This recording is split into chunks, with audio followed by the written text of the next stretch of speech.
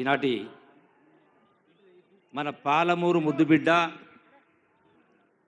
గౌరవ ముఖ్యమంత్రి రేవంత్ రెడ్డి గారు, అట్లాగే డిప్యూటీ సీఎం పెద్దలు బట్టి విక్రమార్క గారు, ఇన్ఛార్జ్ మినిస్టర్ దామోదర్ రాజనరసింహ గారు, అట్లాగే వ్యవసాయ శాఖ మంత్రి తుమ్మల నాగేశ్వరరావు గారు, ఉత్తమ్ కుమార్ రెడ్డి గారు, పొంగులేటి శ్రీనివాసరెడ్డి గారు, అట్లాగే కోమటిరెడ్డి వెంకటరెడ్డి గారు, శ్రీధర్బాబు గారు, సీతక్క గారు, పొన్నం ప్రభ గారికి అందరికీ, అట్లాగే వేదికటువంటి గౌరవ ఎంపీ మల్లురవి గారికి, అడ్వైజర్ గారికి, కోదండరెడ్డి గారికి, వివిధ ఎంపీలకు ఎమ్మెల్యేలకు, ఇక్కడ ఉన్నటువంటి పెద్దలందరికీ కూడా, రైతు సోదరులందరికీ కూడా ఈ శుభ సందర్భంలో మీ అందరికీ హృదయపూర్వక నమస్కారం తెలియజేసుకుంటా ఉన్నా.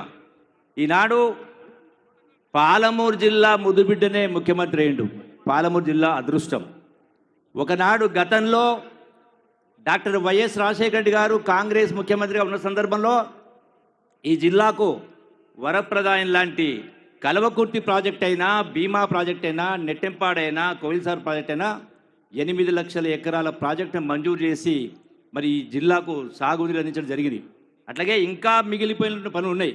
గడిచిన 10 సంవత్సరాలు ఏదైనా ప్రభుత్వంలో చాలా పెండింగ్ ఉన్నాయి, చాలా పెండింగ్ వర్క్స్ ఉన్నాయి. అట్లాగే ఈనాడు పెండింగ్ పనులతో పాటుగా మన ముఖ్యమంత్రి కాబట్టి ఖచ్చితంగా పాలమూరు రంగారెడ్డి ప్రాజెక్టుతో పాటుగా రైతాంగాన్ని యొక్క వ్యవసాయ రంగాన్ని తీర్చిదిద్దేటువంటి బాధ్యత మన ముఖ్యమంత్రి గారు తీసుకుంటా ఉన్నారు. ఖచ్చితంగా ఇవన్నీ కూడా పూర్తి చేసేటువంటి కార్యక్రమం జరుగుతుంది. అట్లాగే ఈ ప్రభుత్వం ఇందిరమ్మ ప్రభుత్వం, ఇందిరమ్మ రాజ్యం, మరి పేదల రాజ్యం, మన పేదల యొక్క ప్రభుత్వం. ఈనాడు వ్యవసాయానికి సంబంధించి కొందరు మిత్రులు మాట్లాడుతున్నారు, ప్రతిపక్ష నాయకులు మాట్లాడుతూ ఉన్నారు. ఏం చేసిందని చెప్పని రైతు పండుగని మాట్లాడుతున్నారు. కింద 100% ముమ్మాటికి రైతు పండుగ చేసుకోవాల్సిన అవసరం ఉంది. ఈనాడు గత ప్రభుత్వ పరిపాలనలో ఏ ఒక్కటి కూడా అమలు చేయకుండా మాటలు చెప్పి రాష్ట్రాన్ని అప్పుల కుప్పగా మార్చినటువంటి ప్రభుత్వం. ఈనాడు చాలా మాట్లాడుతున్నారు.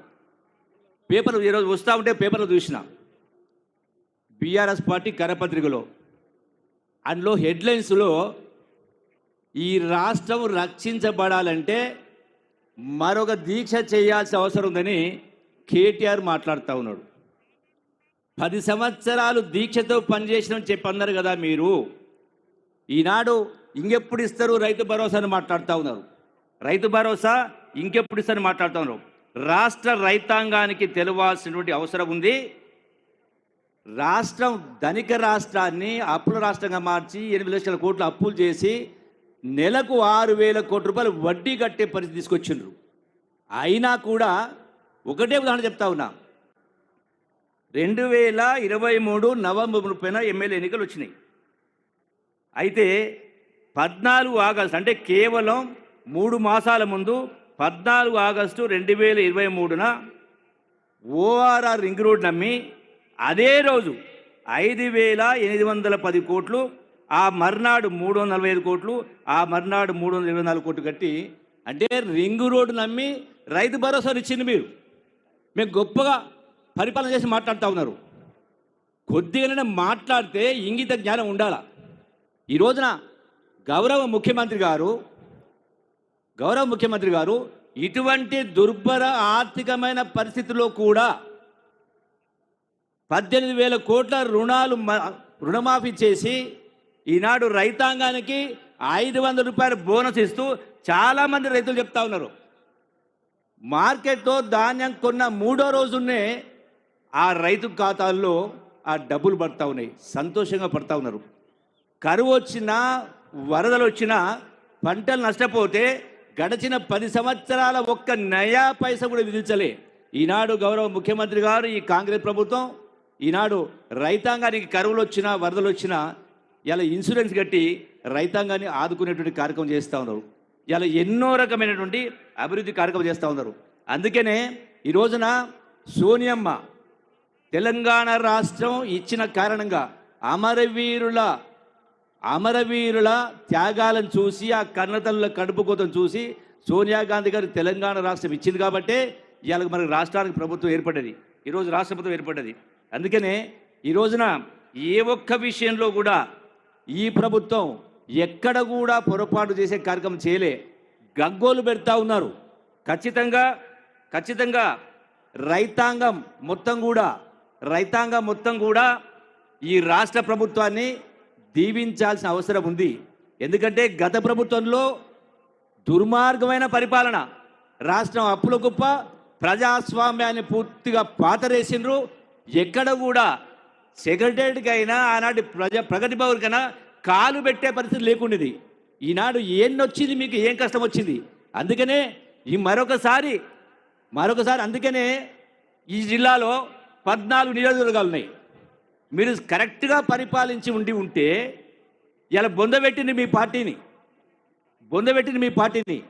అంటే దుర్మార్గమైన పరిపాలన, రాక్షస పరిపాలన.